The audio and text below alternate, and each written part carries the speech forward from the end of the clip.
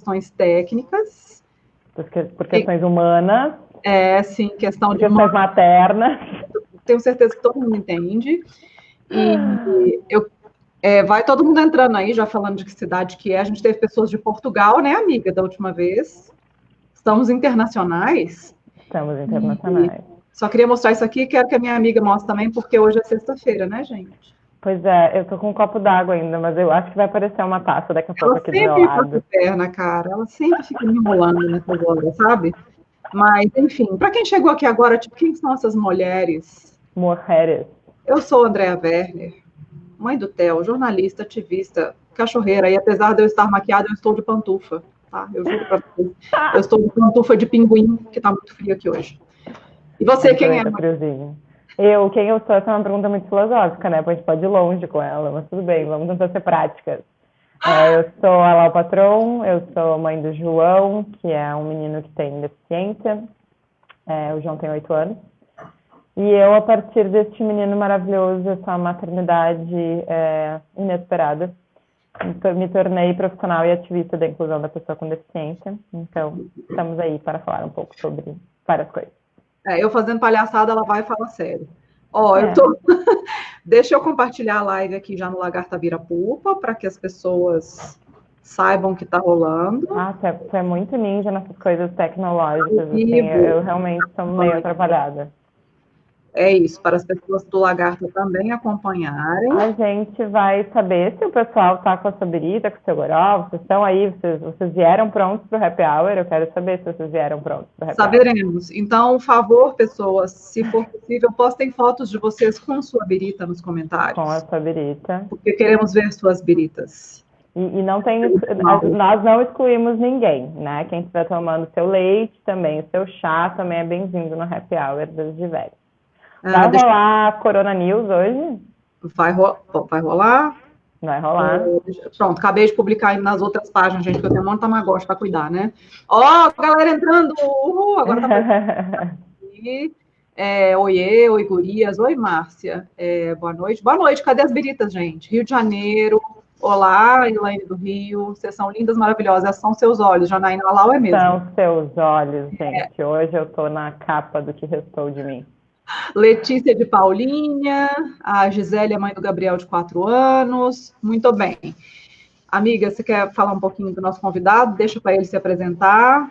Como é que gente, vou falar um pouquinho do nosso convidado, porque o nosso convidado, ele é muitas coisas, assim, para mim. Ele tem um significado em minha vida e ele odeia que eu fale isso. Eu sempre fico pensando, putz, que palavra que eu vou usar para o Daniel não querer me matar depois, né? Tipo, se eu chamar ele de musa, ele vai querer me matar. Se eu chamar ele de herói, ele vai querer me matar, tipo assim, então, assim. Mas, basicamente, quando o João teve o AVC, pesquisando na internet um pouco tempo depois, um ano e meio, 2, eu encontrei o Daniel, um vídeo que ele tinha feito, um curta-metragem que ele tinha feito, que se chama Como Seria, e nesse curta foi meu primeiro impacto de ver uma pessoa com deficiência falando sobre ela mesma, e foi também um momento para mim de muita esperança se abrindo, assim, do tipo, o meu capacitismo estava tão focado que o João não teria uma vida boa, e o vídeo do Dani me trouxe a ideia de que sim, o João poderia ter uma vida incrível, né, e poderia ser muitas coisas. Então, nosso convidado de hoje é o Daniel Gonçalves, ele é jornalista, ele é cineasta, ele tem vários curtas no currículo, e ele tem um longa que se chama Meu Nome é Daniel, que ano passado chegou a entrar na shortlist do Oscar, gente. É um documentário incrível, que quem não assistiu precisa muito assistir, hoje a gente vai falar um pouquinho mais sobre ele. E o Dani, por sorte minha da vida, virou meu amigo, assim como tu, Deia, por sorte minha da vida, virou minha amiga. E hoje a gente tem uma troca muito incrível, assim, que me ensina muito, e acho que o Dani tem isso, né? Ele ensina muito a gente, embora ele odeie esse lugar do herói, eu acho que ele é o herói de muitas mães que com ele conseguiram compreender um pouco mais do que é o nosso próprio capacitismo. Bom, então vamos chamar o Dani, e eu acho que ele também pode se apresentar do que ele achar melhor, né? Não te ouço. Eita, Laia. Oi. O Dani eu tô ouvindo, mas não tô vendo. Entrei. Eu juro que eu não botei figurinha, amiga. Qualquer coisa, eu de novo aí, só para... Não sei o que acontece com esse troço. Olá, Dani. E aí, gente, tudo bem? Tudo bem? Conta um pouquinho para as pessoas de quem é você, para nós. Bom, quem sou eu? Tenho 36 anos recém-feitos. Me formei em jornalismo, mas hoje me considero documentarista. Também sou editor. E tenho essa deficiência que eu não sei exatamente o que é, mas que afeta a minha coordenação motora. Como a Lau falou, eu em 2014 fiz esse curso chamado Como Seria, e fiz ele com nenhuma pretensão, na verdade, né, de ser o que ele foi. Acabou que o vídeo viralizou só através de amigos, e teve na época, sei lá, acho que 30 e tantas mil visualizações no YouTube. Acho que na época o algoritmo não era tão forte, então o filme deu uma viralizada e acho que mudou a minha vida. E a partir né, de toda a repercussão que o filme teve, eu falei, bom, tenho mais história para contar. E aí comecei a desenvolver o que veio a ser o Meu Nome é Daniel.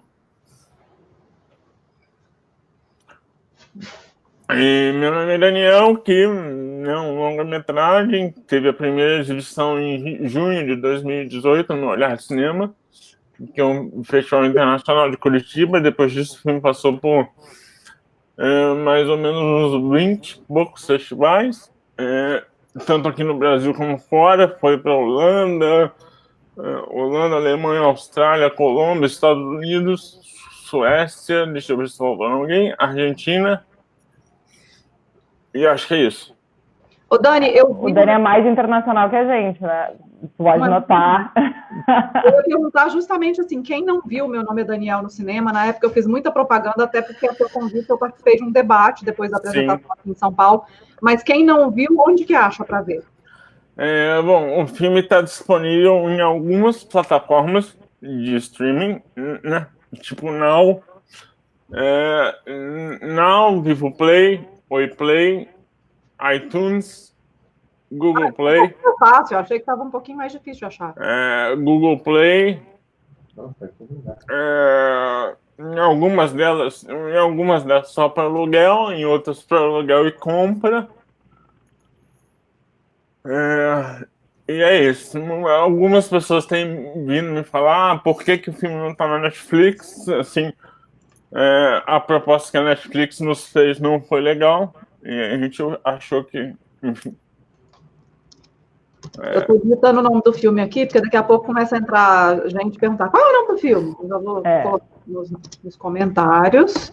E, bom, a gente convidou hoje o Dani para falar um pouco de representatividade e a importância disso, né? Como a pessoa com deficiência foi retratada sempre em filmes e séries, e como isso tem mudado um pouco nos últimos tempos. A gente tem tido algumas produções que estão saindo bastante do histórico que se tinha antes, assim.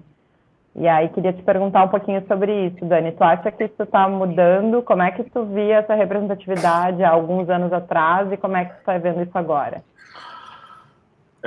Acho que tem mudado,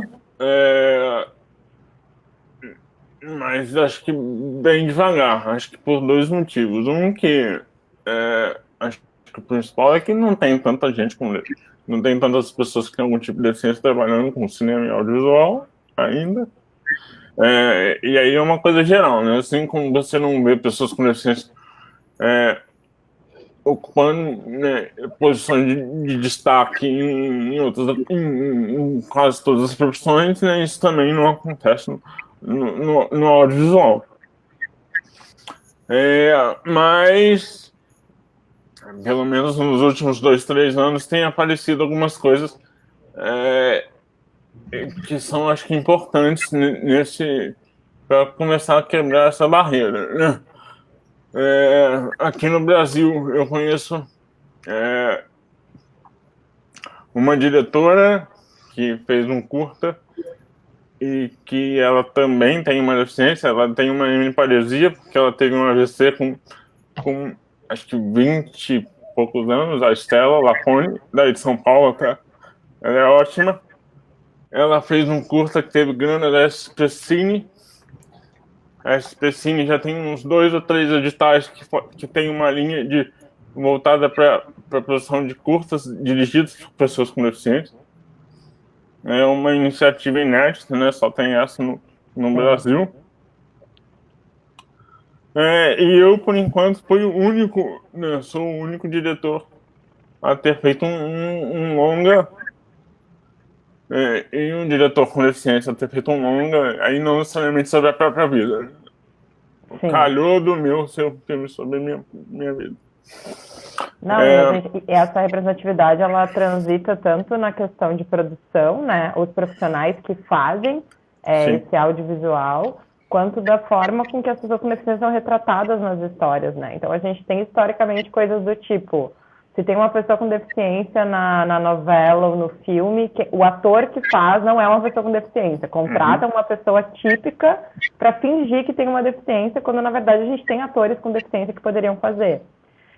Ou os personagens têm papéis que são super secundários, ou são papéis que retratam o próprio capacitismo, né? Então, papéis de pessoas que, por exemplo, estão na cadeira e sonham em caminhar, né? A coisa sempre da cura, ou do coitadinho, ou do filho que a mãe tem uma vida muito difícil porque tem esse filho, então cai sempre nesses lugares, normalmente, né? Quando a gente olha assim para trás, normalmente sempre foi isso que aconteceu, assim. E aí a gente começa a ver umas coisas que são legais, né? Eu tenho duas séries na Netflix que são bem interessantes. Uma tem o ator que interpreta o personagem autista, eu desconfio que ele não tem autismo. Mas mesmo assim a série é muito boa, que é a Atypical. Sim. Que acho que mostra uma coisa bem fiel ao que é uma pessoa com autismo leve, no caso dele. Mas acho que tem todas as questões que passam ali pela vida de uma pessoa que tem autismo leve estão na série. A Juliana Trigo entrou aqui para contar que a Manu Trigo, que é a filha dela, que tem paralisia cerebral, participa da Globo. A Manu é maravilhosa. Manu maravilhosa. Vamos fazer Manu para live também, gente. A gente vai ter que convidar a Manu para uma live, exatamente. Sim, a Typical eu vi todo e curti muito, assim. E tem um outro, né, que agora eu me esqueci o nome, tu vai lembrar, que é do personagem com paralisia cerebral, que o cara mesmo com paralisia cerebral escreveu, né? É o Special. Special, que é incrível também. E nesse a gente tem uma... Que é baseado nesse livro aqui. Nesse livro. Bacana. E esse é legal porque a gente tem um protagonismo de produção, né? Quem escreveu é uma pessoa com paralisia cerebral e a gente tem um personagem principal. Ele mesmo. Ele é um dos produtores, ele escreveu e ele interpreta ele mesmo. A série é melhor que o livro. Já que a gente começou a entrar em séries e tudo, a gente vai começar a falar daqueles filmes que a gente combinou e tal. Vamos. Bora. Só vamos deixar essas dicas para a galera de série, então. Vamos indicar Atypical e Special. São duas séries, para quem não viu ainda. Uma tem o personagem principal, que é um jovem autista leve. E o outro tem esse personagem principal, que tem uma paralisia cerebral também leve, né, Dani? Que essa é uma outra discussão que eu acho legal a gente entrar em algum momento, assim. Eu também aqui, do Breaking Bad, não é o ator principal, mas é o filho do protagonista. Tem paralisia cerebral e ele faz o papel de um... Sim, ele tem. Eu conheci o RJ. Tá brincando? Eu conheci ele na Austrália, no Festival de Sydney. Ai, que bacana! Eu acho ele lindo, ele é ótimo ator, eu gostei demais do Breaking Bad. Eu fui com o meu nome é Daniel para o Festival de Sydney no ano passado. E o Festival de Sydney, que infelizmente foi cancelado esse ano, por causa, né, da pandemia, o Festival de Sydney tem uma mostra que é só para filmes que tenham algum membro da equipe criativa dos filmes com deficiência, né? Equipe criativa eles consideram produção, roteiro ou direção. E aí eles levaram os diretores e o RJ estava lá como convidado. E participamos de uma mesa e tal, foi bem legal. Que legal, que legal. Já tem uns comentários aqui para você, ó, Dani. A Simone está falando, fico muito feliz de ver pessoas assim como você, um grande ser humano, não conhecia você. Acabei de ver seu trailer, já quero assistir. Tenho um filho frágil e autista de 5 anos e é o amor da minha vida. Ele é legal. Assista e comente depois. A coisa que depois para mim fica como uma provocação da gente conversar é que ainda onde está entrando esses personagens com protagonismo, ainda de certa forma são personagens com deficiências mais leves, ou seja, mais aceitas, né? Eu ainda não via um personagem assim com uma deficiência bastante severa como protagonista, ainda não vi isso. Eu tenho uma pergunta para fazer para o Dani, antes da gente falar da série, do filme e tudo. Lá. A gente tem falado muito de capacitismo, a última live, inclusive, foi só sobre isso. Eu queria que você desse para a gente alguns exemplos de capacitismo que você já sofreu, que te atingiram diretamente. Que aconteceu comigo? Tem uma lista. Vamos lá. O primeiro, né, que tá inclusive no filme, meu slogan no filme é o coitadinho caralho, né? Um casal me chamou de coitadinho e eu respondi, coitadinho caralho. Quando você tinha, Dani? Acho que uns 10 anos, 11 no máximo. Que mais? Depois, quando estava fazendo vestibular, eu usava para escrever uma máquina de escrever na época, elétrica e tal. E aí, numa das provas, não me deixaram usar a máquina. Porque isso aconteceu umas 2 ou 3 vezes. Uma no vestibular, depois, coisa parecida quando eu fiz prova para tirar a prova teórica para tirar a carta de motorista. E depois, num concurso que foi a mais absurda de todas, um concurso para o BNDES, eu disse que precisava usar a máquina, né? E pedi uma sala de fácil acesso. Eles não deixaram usar a máquina, porque, segundo eles, eu estaria levando vantagem sobre os outros candidatos se eu usasse a máquina. E a sala de fácil acesso era no segundo andar de um prédio sem elevador. Eu subi escada, né? Não tenho dificuldade de subir escada, mas caso tivesse, teria provavelmente sido carregado pela escada acima. E foi, acho que a pior prova que eu fiz na minha vida. Eu não estava acostumado a fazer prova daquele jeito.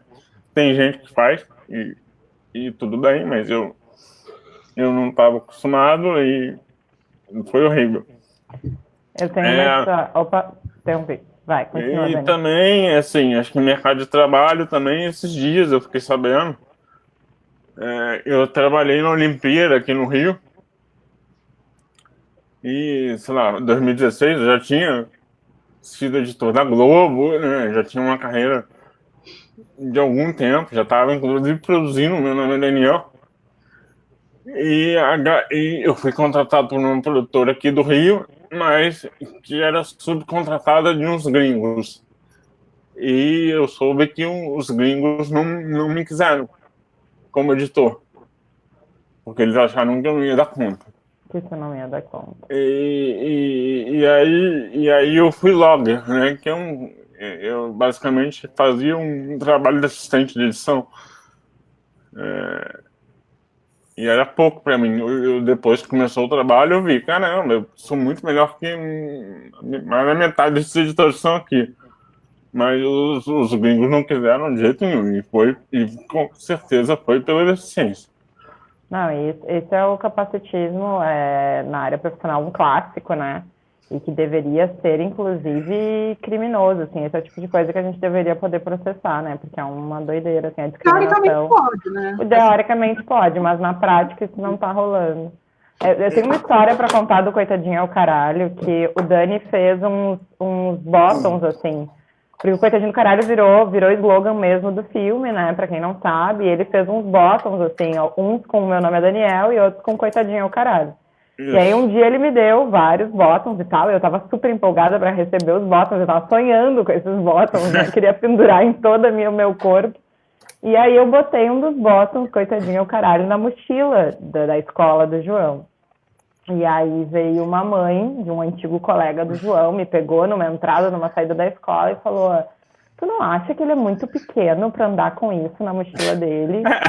E aí eu olhei pra ela e falei assim, não! E dei um sorriso. E fiquei, ela ficou tipo...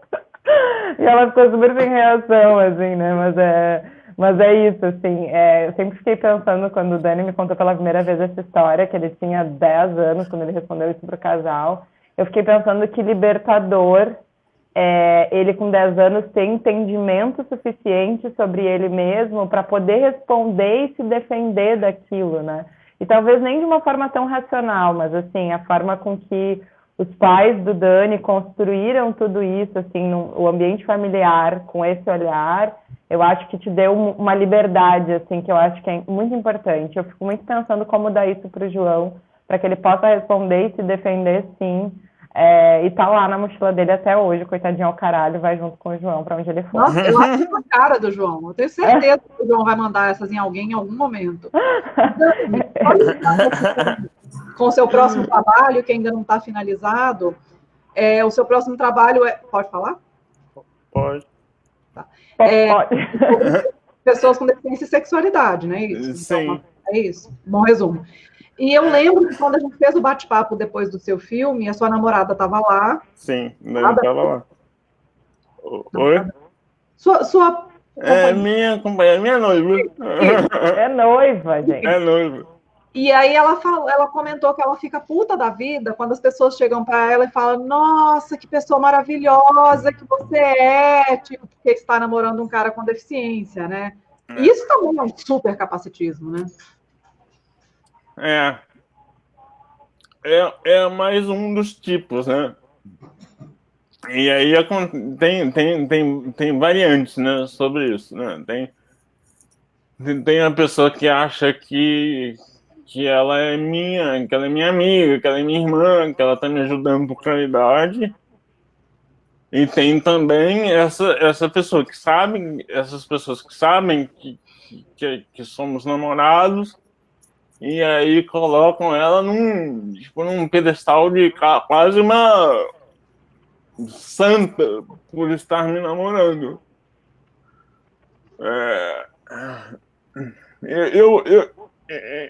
Inclusive falando, né, pegando um ganchinho, né, rápido do próximo projeto, que eu não sei bem se vai ser sério o filme, mas enfim. Uma das personagens que a gente tem mapeada, ela foi casar, até a Estela, até já falei dela aqui mais cedo na live. Ela foi casada durante um tempo e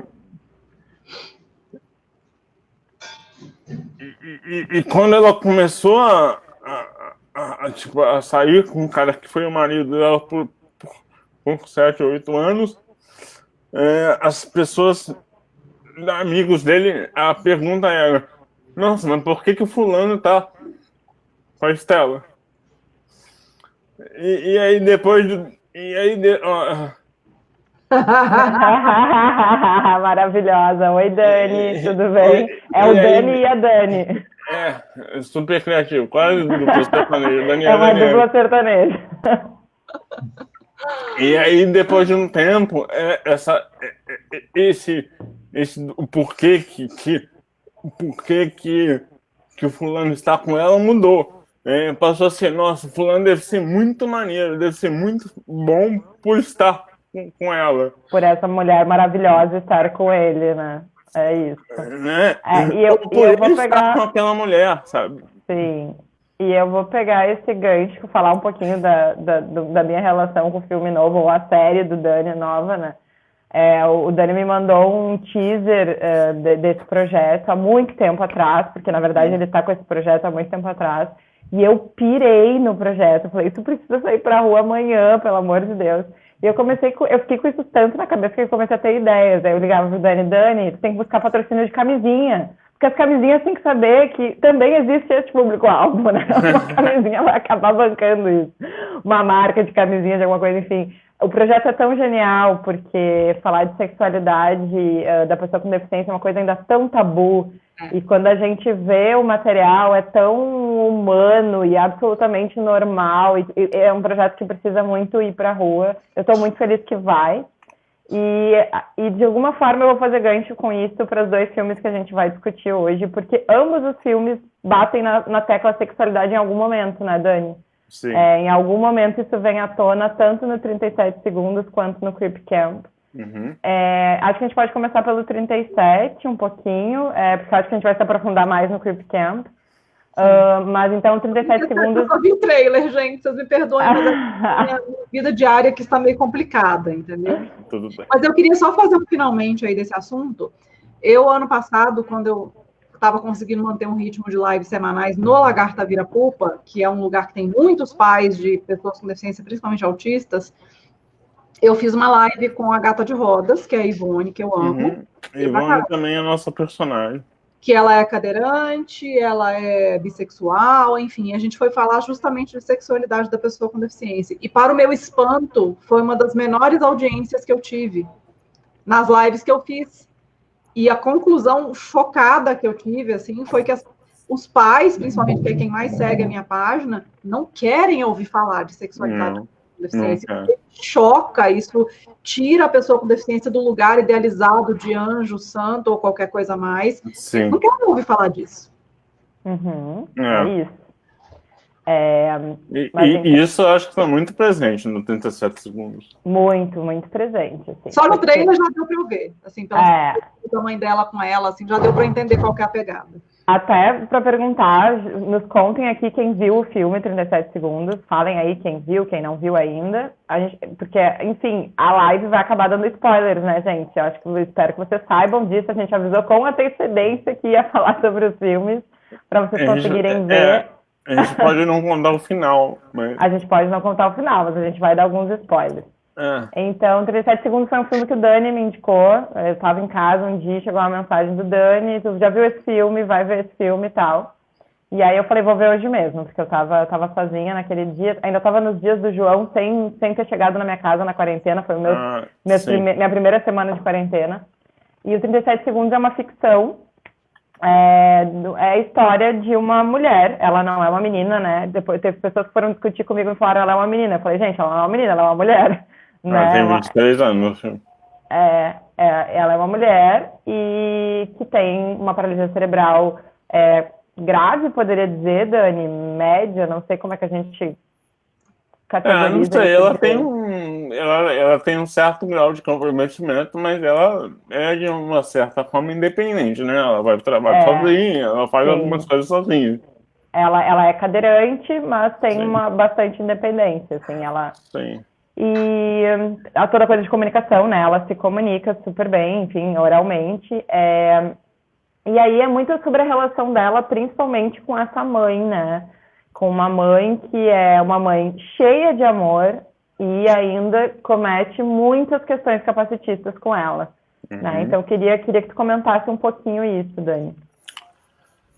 Eu não sabia nada do filme quando eu comecei a ver, sabia que tinha visto o trailer, mas não sabia nada além disso.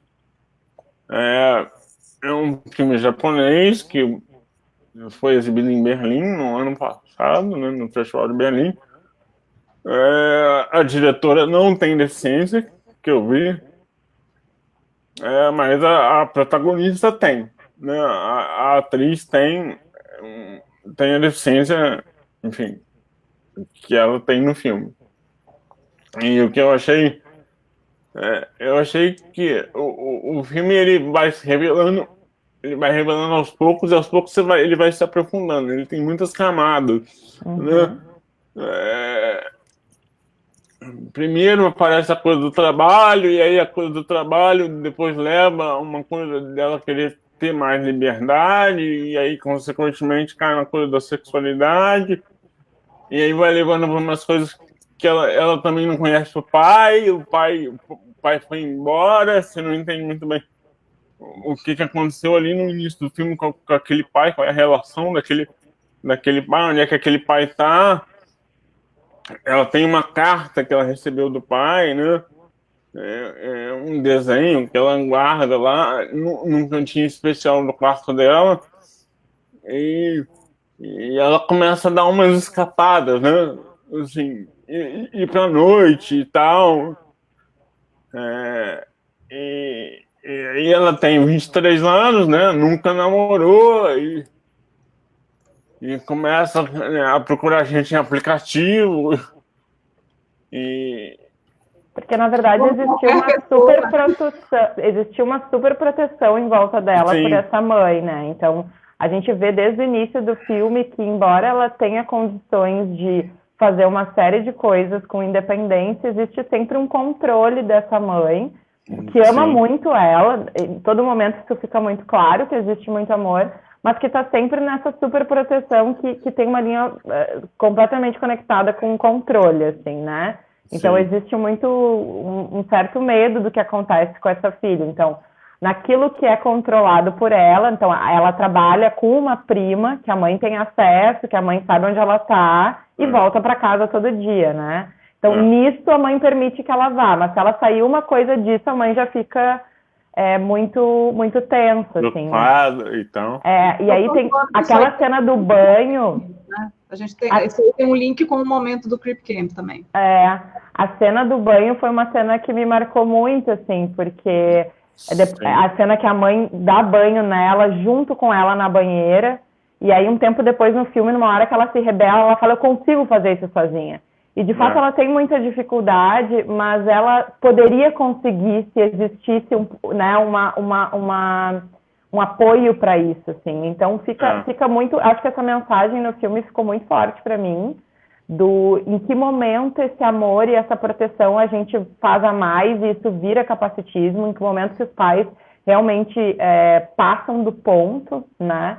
E acabam também tirando a liberdade dessa pessoa de ser quem ela de se descobrir como, né? A gente percebe que ela essa coisa que você falou, ela não saía, ela começa a dar escapadas, porque existia um controle, né? Ela, tipo, não conta pra mãe, ela tem que fugir da mãe para poder ter espaços de descobrir quem ela é.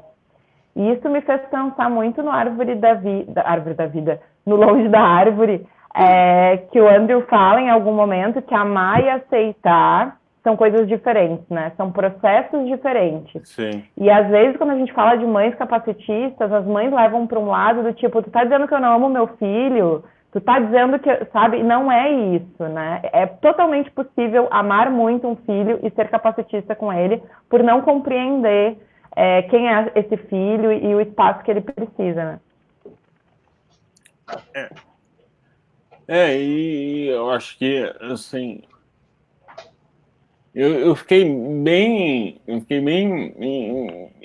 achei muito legal, assim, a maneira como a personagem se livra, né? Ela meio que se livra da mãe. Uhum. Mas rolou um rompimento forte ali, né? Tipo, ela foge. Ela foge. Não, e a cena da fuga, eu tava torcendo pra mãe não alcançar ela, assim. A cena da fuga, eu tava tipo, vai. Aí eu me dei conta que eu tava torcendo pra que ela conseguisse fugir da mãe. Né? Amiga, só uma pausa aqui, porque a Roseli é autista, ela tá perguntando quem é você. Só explica para ela rapidinho quem é você. Porque... Oi, tudo bem? Vamos apresentar de novo, então. Vamos voltar um pouquinho. Eu sou Lau Patrão, eu sou mãe atípica, sou mãe do João Vicente, que é um menino que tem uma doença rara autoimune, e numa crise dessa doença, uma vez ele teve um AVC muito grave, antes dos 2 anos, então é considerado que ele tem a paralisia cerebral. O João é cadeirante, tem 8 anos hoje, e eu sou escritora, sou comunicadora e trabalho com inclusão hoje. Ah, meu Deus!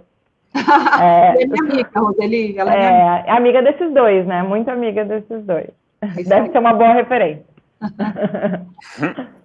Também acho. Né? Pelo amor de Deus. Estão pedindo o nome do filme, quem chegou aqui agora.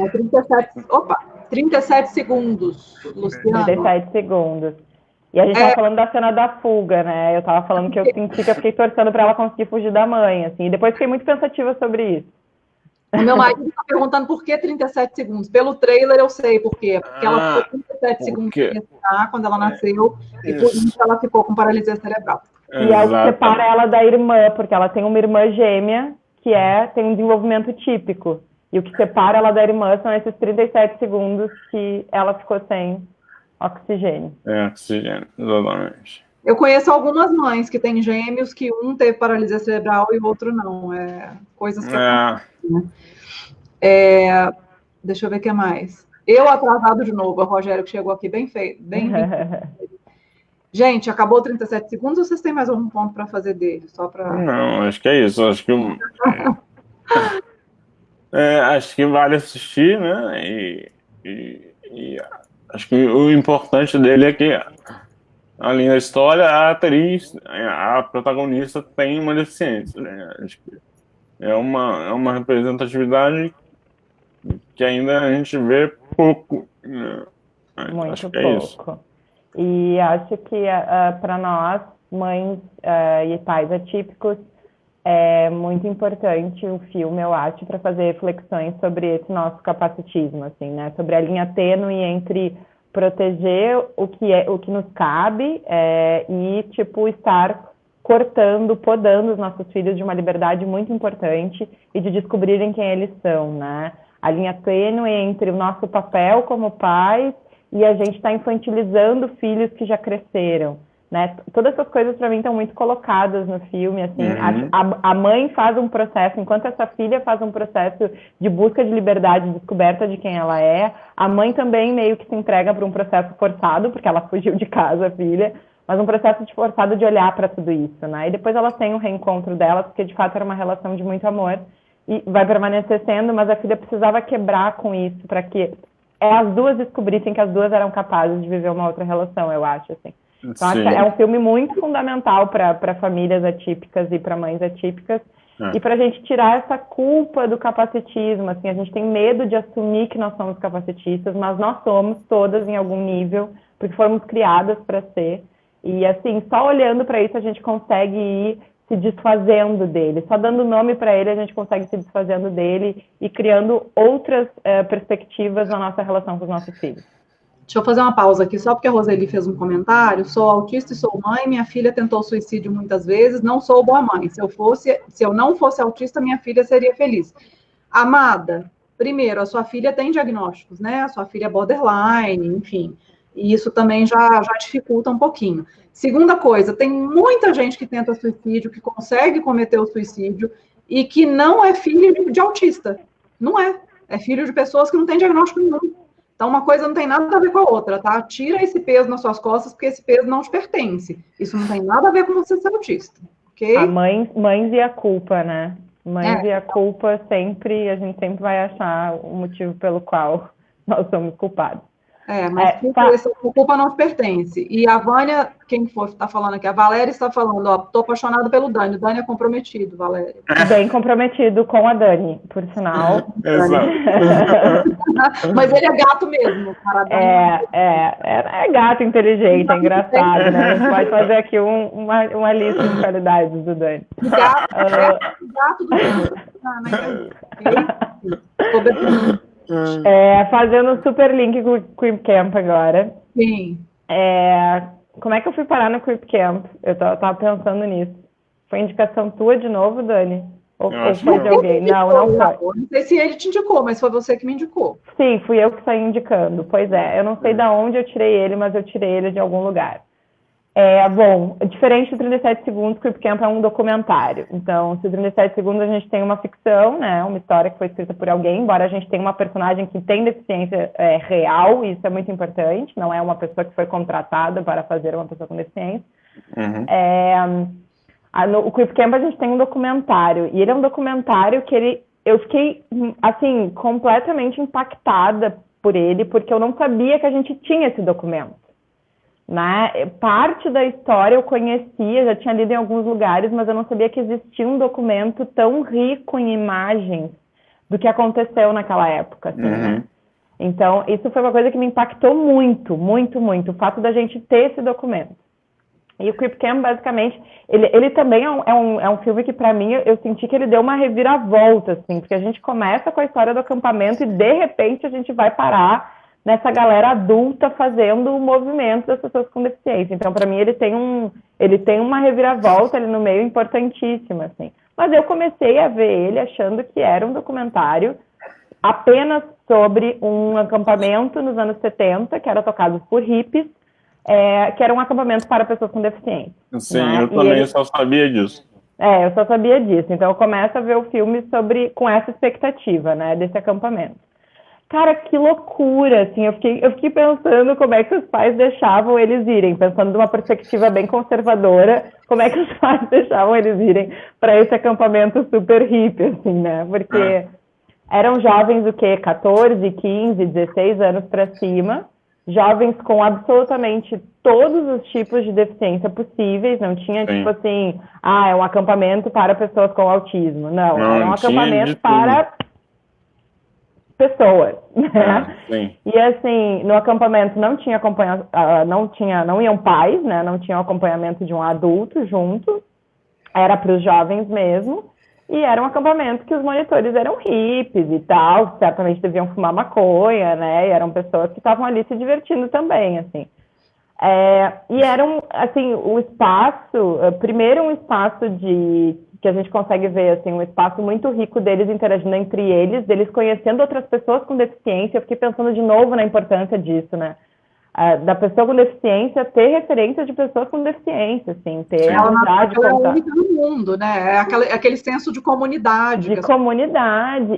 E tem falas muito potentes, do tipo, não, lá fora eu sou excluída, eu sofro bullying, aqui eu sou popular, entendeu? Aqui eu sou um gato, aqui eu pego todo mundo. Então, assim, tem falas muito maravilhosas, assim. Sim. Então tem isso deles se divertirem e se descobrirem com amigos e enquanto grupo, tem uma coisa de descoberta da vida sexual e da vida de relações afetivas também, certamente muitos deles deram o primeiro beijo na boca lá, né? Tem um deles, inclusive, que falou que é a fisioterapeuta que deu aula de beijo, né? Mas para além de tudo isso, da descoberta deles de jovens como pessoas, se divertindo, fazendo amigos e tal, tem uma coisa muito potente para mim, porque eu tenho a impressão que eles se descobrem politicamente pessoas com deficiência naquele espaço. Exatamente. Né? Sentando para conversar entre eles, e aí tem uma cena que eu queria comentar com vocês para a gente comentar, que foi uma cena que me fez parar, voltar, ouvir de novo, que é quando eles se reúnem para falar sobre como eles são tratados pelos pais. Aquilo que eles não gostam do tratamento que eles recebem dos pais. Que é o aquilo... 37 segundos, né? E eu senti muito ali eles reclamando de superproteção. Que os pais não deixam, que os pais não liberam, e que assim, não dá para bater de frente com os pais porque depende dos pais. Né? De certa forma, ainda falta uma autonomia ali e eles dependem dos pais. Então, eles sentem essa dificuldade de não poder ficar batendo de frente, né? Quando eles não concordam. O filme me impressionou basicamente por duas coisas. A primeira é essa riqueza de imagem de arquivo que tinha imagens Super 8, provavelmente gravadas nesse acampamento na década de 70. Só isso já valia o filme, eu acho. Total. E aí fora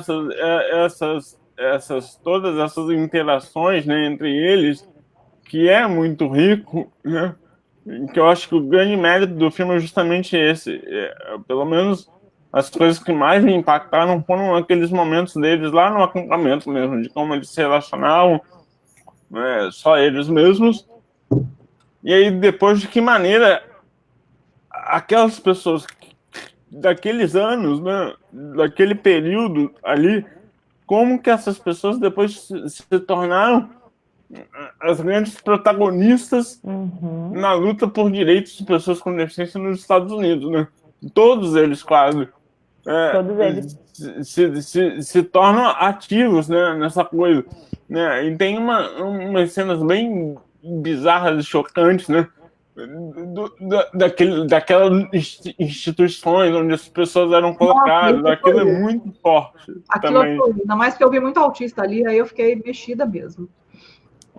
Aquilo é muito forte. Assim, fica claro no filme, e isso por isso que eu achei tudo muito impressionante, assim, o crescente do filme, porque fica claro a importância daquele acampamento e daquele espaço de fuga dos pais também, para que eles sacassem algumas coisas que mudou eles para sempre, né? Tanto que esse grupo se mantém protagonista depois em outras coisas. Então, assim, a importância que teve, a diferença que fez na vida daquelas pessoas com deficiência terem um espaço de liberdade, de descoberta de quem são, que talvez outras pessoas da mesma época com deficiência que não tiveram esse espaço de liberdade nem conectaram com isso, não encontraram essa potência, né? Eu entendi muito que eles encontraram potência no coletivo. Quando eles se viram ali, não sou só eu, são vários, a gente está junto, a gente se entende, eu entendo o que ele sente, ela entende o que eu sinto. Aliás, nessa roda de conversa que eles falam dos pais, tem uma cena que me arrepiou, que é quando a personagem que tem uma paralisia mais severa, o cara que está coordenando um pouco a roda de conversa fala, e tu, quer dizer alguma coisa? E ela não fala palavras com clareza, né? Ela faz sons, assim, que, enfim, as pessoas mais próximas certamente entendem mais, mas são sons bem difíceis de entender para quem não é tão próximo dela. E ela faz todo um discurso com esses sons, sem clareza nas palavras, a gente não entende absolutamente nada. E aí o cara pergunta para o resto dos companheiros dela de acampamento, alguém entendeu o que ela falou? E um outro companheiro, também com deficiência, pega o microfone e fala, eu entendi, e fala tudo o que ela tinha dito, assim. E aí depois perguntam para ela, foi isso que tu disse? E ela fala, né? Então, assim, aquilo me deu que potência tu te encontrar num grupo, e isso eu acho que a gente pode levar para várias coisas, não só para pessoas com deficiência, mas um grupo que te entende, né? Num grupo que te acolhe em quem tu é, assim. E aí, como o Dani falou, essa galera que naquele momento tinha, sei lá, 14, 15 anos, eles crescem, e eles se tornam, uma delas se torna a líder, né? A super líder de início de um movimento da inclusão da pessoa com deficiência. Naquela época... Eu já segui no Twitter, gente. Fiquei tão impressionada com a força daquela mulher que eu comecei a seguir no Twitter. É muito impressionante. O crescimento dela no filme todo é muito impressionante, né? A gente percebe que no acampamento ela já era uma liderança e ela já vinha organizando as coisas, né? É muito, muito impressionante. E a gente tinha ali uma questão que tinha uma lei que estava numa coisa de aprovar e tal, mas não estava sendo posta em prática, né? E aí começa essa pressão. E para mim foi muito... no Brasil, né, inclusive. Foi muito forte ver que foram as próprias pessoas com deficiência que fizeram a pressão, né? Certamente tinham famílias ali, e certamente a família deles, de boa parte deles estavam ali, mas assim, quem estava à frente eram as pessoas com deficiência. E igual uma pessoa comentou aqui agorinha, numa época que não tinha internet, então você imagina para se mobilizar, se juntar com a questão. Exatamente. Eu queria fazer uns comentários sobre assim, coisas que me impressionaram. Número 1, que eu fiquei muito... Eu acho que todo mundo tem que ver esse filme, todo mundo que tem uma pessoa com deficiência na família, é porque é uma coisa recorrente nos meus comentários, de pessoas que falam, me decepcionei com você, vou deixar de te seguir. Por que você tem que falar de política? Porque deficiência não tem nada a ver com política. Porque no momento em que eu queria que você voltasse a dar dica de desfraude, de como fazer isso, como fazer aquilo, porque esse negócio de ficar mexendo com política não dá, não gosto de política. Gente, se você vê esse filme, tudo tem a ver com política. Né? Viver é político, né? Viver é político. Se eles não tivessem se mobilizado, parado o trânsito, acampado perto do gabinete do deputado, senador, sei lá o que, acampado na porta do Capitólio e tudo, eles não teriam conseguido a aprovação daquelas leis que beneficiaram eles. Sim. Enfim, então, assim, quando você principalmente faz parte de uma minoria, mesmo que seja grande em número, mas pessoas que são menos beneficiadas com tudo, não tem jeito de você conseguir nada que não seja através da política. Outra coisa que eu fiquei muito impressionada, porque é uma coisa que eu converso muito com a Lau também, e com certeza vai ser tema de outra live. como que a gente entende em um determinado momento quando eles começam a receber colaboração dos Panteras Negras, do movimento negro, colaboração do movimento LGBT e tudo, você percebe, cara, é tudo uma coisa só. Esses grupos que são oprimidos, que a sociedade vê como tem menos valor e que não quer dar direitos, é tudo uma coisa só, então não faz o menor sentido. É uma coisa que eu bato muito e que eu sempre perco seguidor. Pai de autista que é homofóbico, pai de pessoa com deficiência que é homofóbico, não faz o menor sentido isso. Sim, não faz o menor sentido. Eu queria comentar um pouquinho esse teu ponto, porque isso também me tocou muito. Na verdade, foi uma das partes do filme que me emocionou profundamente, porque eu venho muito num caminho de tentar entender por que os movimentos não são conectados, né? Por que os ativismos de direitos humanos de diferentes populações não se conectam e não compreendem que em algum momento a nossa batalha é a mesma. Embora a gente tenha muitas questões diferentes, mas em algum momento... E aí tem essa fala, né, para quem não viu o filme, enfim, dando spoilers, eles ficam muitos dias trancados num gabinete para protestar, e eles, para se alimentar, quem garantiu a alimentação de muitas pessoas com deficiência, quem acampou nesse gabinete foram pessoas com deficiência, e algumas bem severas, assim, deficiências bem severas, que permaneceram por dias acampadas lá, num lugar sem estrutura nenhuma. E quem garantiu que eles iam se alimentar todos os dias foi um outro grupo, para quem não conhece, um grupo histórico de ativismo negro nos Estados Unidos, que foi o Panteras Negras. Eles garantiram comida todos os dias para quem estava acampando. Né? E o grupo de pessoas com deficiência que estava acampando também recebeu ajuda de várias formas de ativismos LGBT. Então, assim, naquele momento, houve toda uma união para que aquele acampamento fosse possível e para aquele protesto dar certo, e deu, de fato, foi tanta pressão que deu. Mas existiu essa união e um dia perguntaram, uma das pessoas do movimento da pessoa com deficiência perguntou para um dos Panteras Negras por que vocês estão fazendo isso pela gente, e a resposta foi porque vocês acreditam num mundo melhor como a gente, porque vocês estão batalhando por um mundo melhor como a gente, né?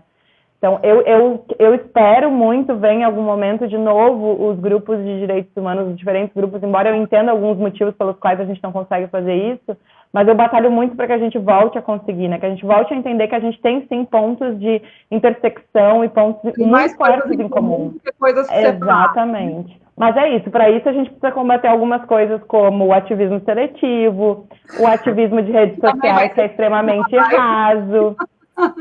A gente precisa que a gente entenda que quando a gente está falando de diversidade, não vale a gente pedir respeito só para a nossa diversidade, só para o nosso grupinho, só para aquilo que bate na gente. Quando a gente se diz do movimento de inclusão e diversidade, a gente precisa assumir uma responsabilidade de olhar para outras pessoas com o mesmo respeito que a gente está pedindo para os nossos filhos.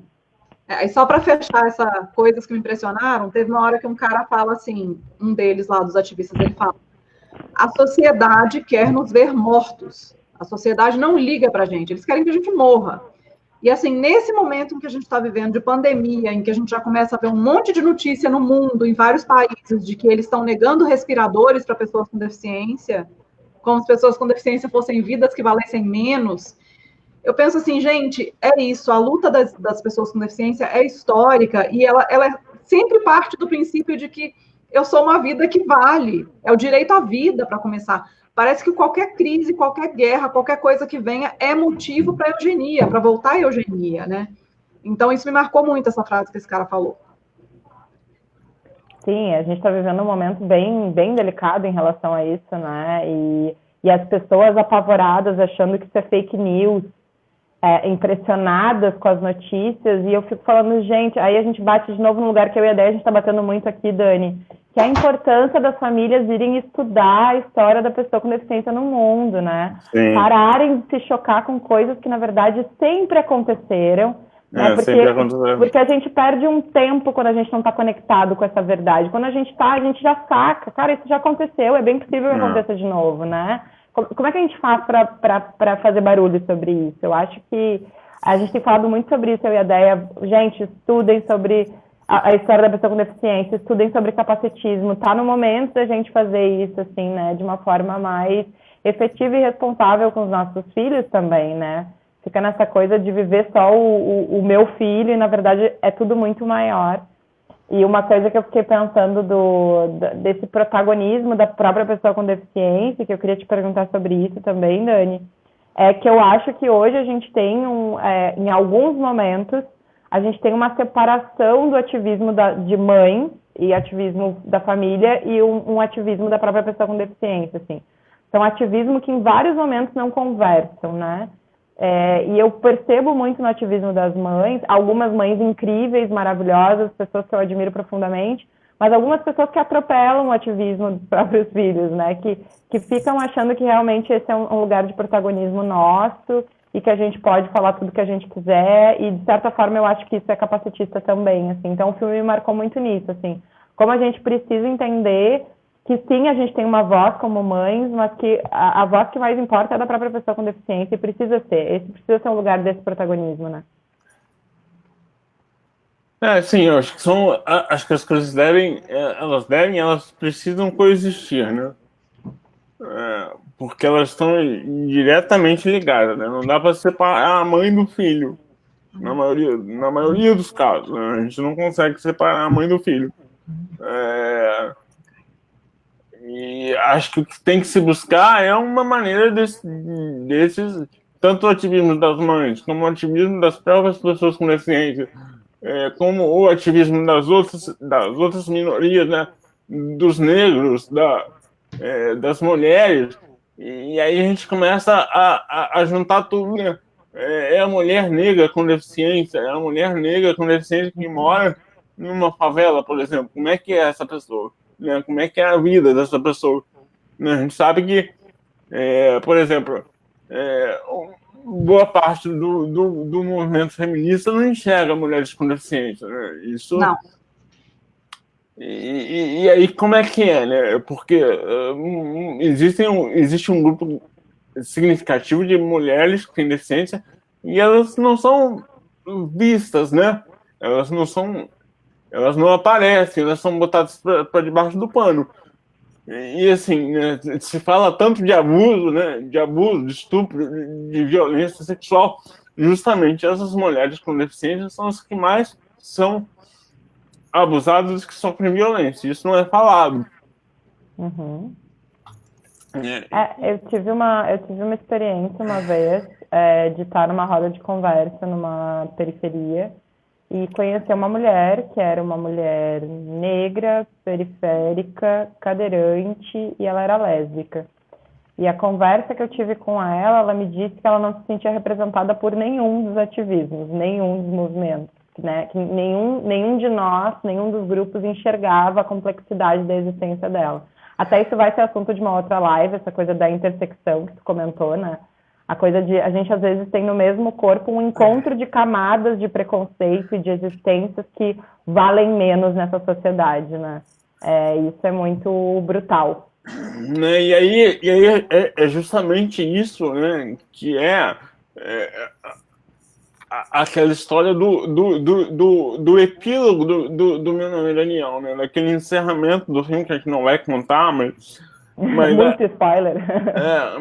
Mas ali eu quis cutucar mesmo. Eu sabia que aquilo poderia sofrer crítica, porque aquilo não tinha muita ligação com o resto do filme, mas eu quis colocar aquilo ali porque eu achava muito importante tocar nesses pontos, sabe? Será que esse bando de pessoas que me seguem e que gostam de mim ainda gostariam se, por exemplo, além da deficiência eu fosse gay, ou além da deficiência eu fosse negro, pobre, né? Tem tantas coisas que a gente sabe que então tem tanta coisa ali, né? E que é justamente isso, não dá pra gente separar, né? Porque todos esses tipos de preconceito, embora eles atinjam as pessoas, né, dos diferentes grupos de maneira diferente, eles têm a mesma origem, né? Uhum. Que é esse conceito sociocultural do que é ser normal ou não. É de um grupo de poder que assumiu esse padrão como possível, né? Como uma verdade que na verdade não existe, na verdade é uma verdade criada para manter o poder, né, Dani? Tem tudo a ver com poder, essa coisa do preconceito, assim. Sim. Eu acho que às vezes as conversas são meio ingênuas sobre os preconceitos. E, na verdade, a gente está falando sempre de poder, de um grupo que precisa se manter no poder, e para se manter no poder, ele vai descartando outros corpos de todas as formas que ele pode, excluindo outros corpos. E é isso, né? E aí a gente tem o grande poder do homem branco hétero, classe média. Que sou eu, né? Que sou eu. Se eu não tivesse a deficiência, eu seria isso. Sim, seria, exatamente. Esses dias saiu uma notícia aí de um famosinho qualquer, que eu nunca tinha ouvido falar do indivíduo, graças a Deus, mas que ele falou umas coisas profundamente racistas, e até a Maju Coutinho está processando ele, e logo depois que ele falou as coisas profundamente racistas, ele começou a xingar uma pessoa de autista e retardada. Falei, cara, é impressionante. Como é que eles conseguem, né? É uma coisa muito impressionante. Tem um tipo de preconceito, geralmente tem o outro, e tem o outro relacionado a pessoas que são diferentes, né? Qualquer coisa que saia disso. Tudo isso junto, sabe? A pessoa acaba se revelando, é impressionante. Acho que nunca tem um preconceito sozinho, né? A Mônica colocou aqui uma frase que é muito forte do filme mesmo, que é: enquanto eu tiver que me sentir grata e satisfeita por ter um banheiro que seja acessível para mim, eu nunca vou ser respeitada como uma cidadã. Essa frase, de fato, é muito forte no filme, e ela ainda é muito atual. Isso que me assustou, assim, pensar que isso aconteceu, essa frase foi dita por ela, sei lá, nos anos 80 e continua sendo atual, né? A gente continua sequer tendo o mínimo, que é acessibilidade, conseguir entrar nos lugares, ter banheiros adequados, o mínimo, o básico, e a gente continua, assim, agradecendo por coisas que a gente parece que são quase favores e deveria ser a obrigação de uma sociedade. Migalhas, né? É o que eu falo, a gente está tão acostumado com migalhas que no final das contas eles continuam dando migalhas e a gente continua aceitando migalhas, é um processo. A Gisele comentou aqui, ó, sobre os humoristas que fizeram piada com mulher com deficiência, fizeram com síndrome de Down, com autismo e tudo. Também não vi grupos feministas se manifestando, só pessoas com deficiência. Gisele, eu sou feminista, eu estou dentro do movimento feminista, né, do meu jeito, e eu tenho puxado a orelha das pessoas diariamente com relação a isso. Inclusive, eu faço parte de um partido político, todo mundo sabe. Dentro do meu partido, eu tenho feito tudo o que eu posso para chamar a atenção para o fato de que eu acho que a maioria do feminismo atual não abraça as mulheres com deficiência. E não só essas, né? Tem muitos grupos feministas que não abraçam as mulheres negras, muitos grupos feministas que não abraçam a realidade das mulheres trans. Eu vou te dizer que eu me afastei dos grupos feministas quando eu comecei a entender que eles excluem muito, que eles também oprimem muito, assim. Então, eu me afastei mesmo, porque eu comecei a me ligar mais com os grupos de diversidade e inclusão, porque eu comecei a entender que é um discurso, o discurso da maioria dos grupos feministas não me contempla, assim, né? E existe um grupo que eu queria indicar, que é um grupo feminista de mulheres com deficiência, que é o coletivo Ellen Keller. Para quem quiser conhecer, vale a pena, tem mulheres incríveis e maravilhosas que também já me ensinaram muito. Elas são maravilhosas mesmo. A Mônica está falando aqui que parece o que eles estavam vivendo lá, parece o que a gente vive agora. Total. O que me chocou demais foi a questão da falta de acessibilidade naquela época, né? Então, uma cena que o cara fala que ele subiu todas as escadas da estação de metrô, de trem. Ele subia um degrau e ele puxava a cadeira de rodas dele para outro degrau. Ele subia o degrau e puxava. Falei, meu Deus do céu, imagina o que foi viver isso nesse nível de falta de acessibilidade, né? Graças a Deus a gente já está um pouquinho melhor nisso, mas assim, óbvio que ainda tem muito que caminhar. Muito, assim, porque eu fiquei vendo aquelas cenas deles andando sozinhos nas calçadas com cadeiras motorizadas.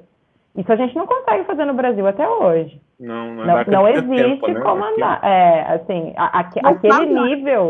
aquele nível de andar com tranquilidade não existe no Brasil até hoje. Assim, uma coisa é a Paulista, outra coisa é o bairro que a pessoa mora na periferia. Isso aí. Sim, aquele nível de acessibilidade, né? Então, acessibilidade física, eu só vi na Europa. Sim, é isso. Tanto que quando eu mudei para fora, a primeira sensação que você tem, que você vê tanto cadeirante na rua, tanto cadeirante que você fala, meu Deus, sim, muito mais. Né? Eu tive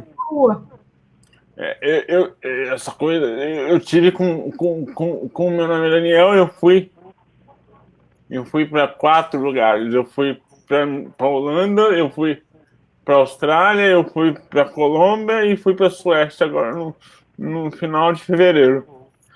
E eu já tinha sentido isso numa outra vez que eu tinha ido para a Europa, mas na Holanda e na Suécia e também na Austrália, eu me senti muito menos visto pelas pessoas. as pessoas me olhavam muito menos do que aqui no Brasil, sabe? Aqui no Brasil eu sei que as pessoas me olham muito, né? Por onde eu passo tem gente me olhando, e lá eu não senti isso. E é isso, sabe? Acho que lá eles estão alguns degraus acima, né? A gente aqui nessa coisa da acessibilidade, sim, né? Com certeza.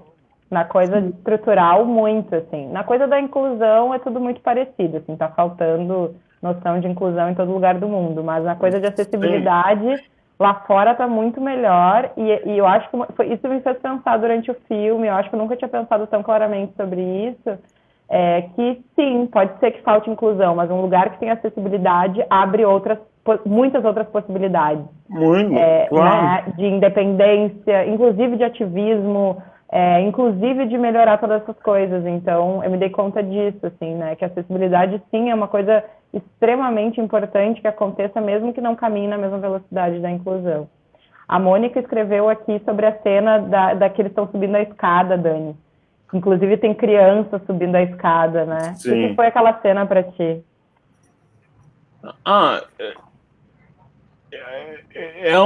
Acho que é uma porrada, né? Assim, acho que de dois lados, né? Um da falta de acessibilidade, né? E outra da força e da vontade daquelas pessoas de mudar o que estava errado, sabe? A potência do protesto, né? Eu fiquei pensando que nos falta muito essa potência no movimento aqui, assim, né? Eu acho...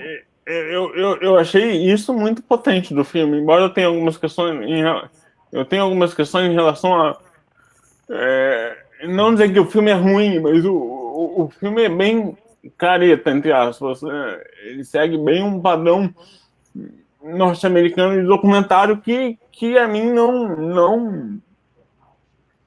não me convence. Ele me convenceu muito mais pela história, que é muito importante, do que pela linguagem, assim. Acho que é um filme que foi feito muito pensado no mercado. Eu acho que é um filme que tem muita chance de ganhar o Oscar no ano que vem. Porque é o tipo de filme que a academia adora.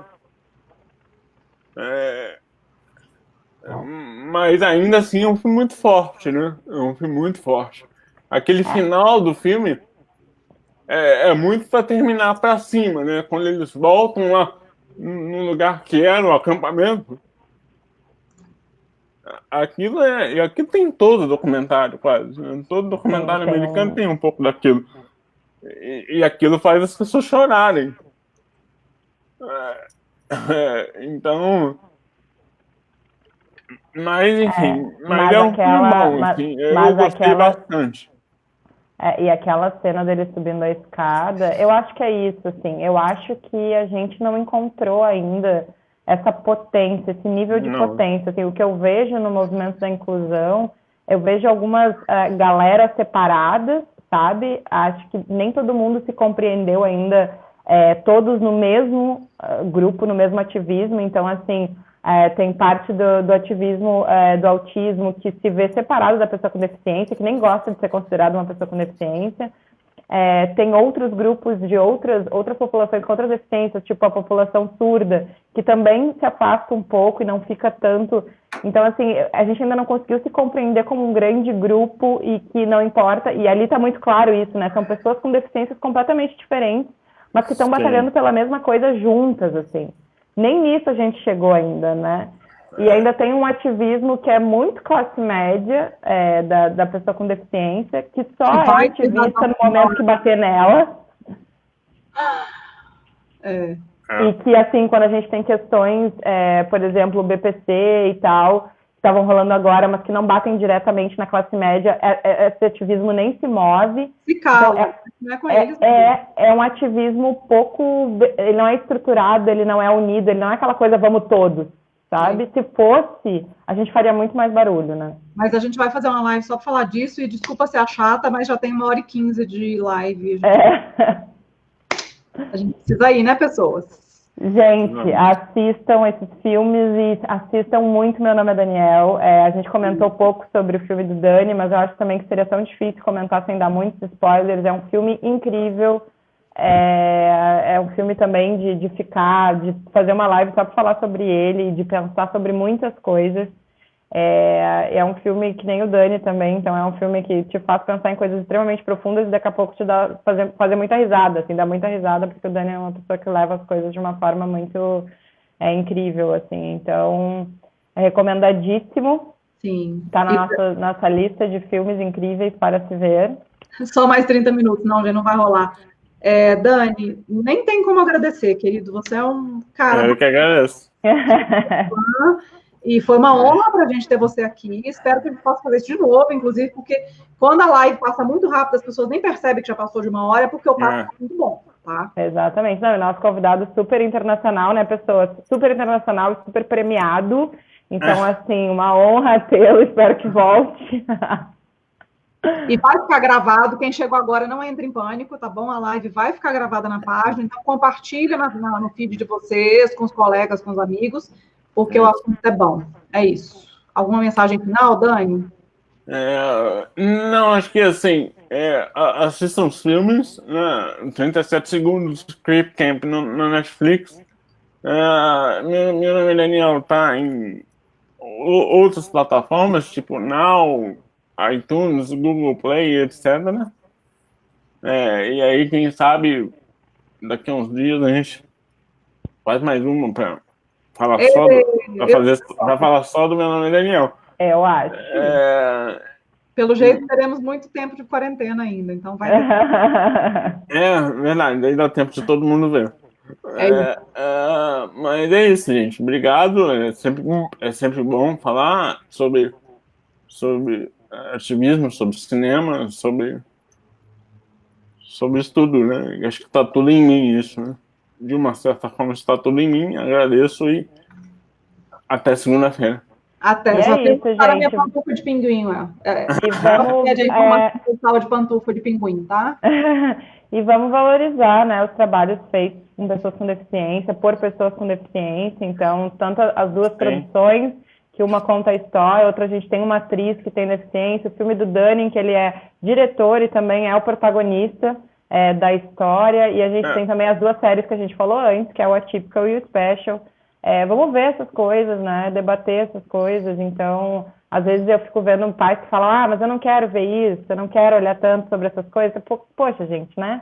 A gente está precisando entender mais e conversar mais sobre tudo isso. Então, vamos lá, a gente está dando só dicas boas. Só dicas boas.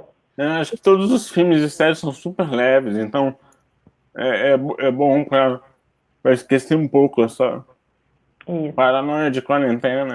E a gente volta segunda, né, Deia? Voltamos na segunda com convidada também. A gente não divulgou ainda, mas teremos Mariana Rosa na segunda-feira. E a gente vai ter um papo meio futurista na segunda-feira. A gente vai pensar no qual é a escola do futuro, como seria a escola do futuro pós-Covid-19 e pensando, obviamente, numa escola inclusiva, porque é sempre sobre ser inclusivo. Ok, pessoas? Beijo. Boa noite. Um último brinde aqui com a minha água, que eu fugi do vinho hoje.